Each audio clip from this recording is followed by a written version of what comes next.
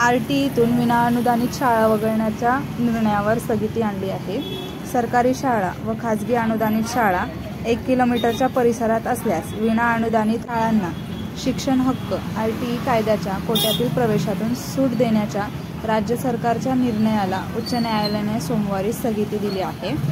RTई कायद्यानुसार खाजगी शाळांनी त्यांच्या भोवतालच्या परिसरातील आर्थिक दुबळ्या आणि वंचित गटातील विद्यार्थ्यांसाठी प्रवेशात 25% कोटा राखीव ठेवणे बंधनकारक आहे।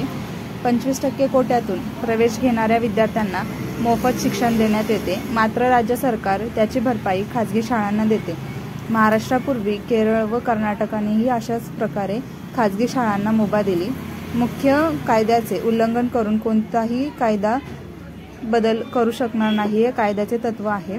राज्य सरकार ही तरतूद सोडून मुलांच्या प्राथमिक शिक्षणाच्या अधिकाराला बाधा आणली जात आहे, असे न्यायालयाचे म्हणणे आहे। आर्थिक दुर्बल घटकातील विद्यार्थ्यांसाठी इयत्ता पहिलीच्या प्रवेशात 25% आरक्षण ठेवणे 2009च्या कायद्यानुसार शाळांना बंधनकारक आहे। त्यामुळे प्रथमदर्शनी संबंधित परिसरात खाजगी शाळा पुरेशा प्रमाणात उपलब्ध आहे। यामुळे नियमात बदल करता येणार नाही, असे निरीक्षण न्यायालयाने नोंदवले आहे। कायद्यातील सुधारणेला पुढील आदेशापर्यंत स्थगिती दिली आहे।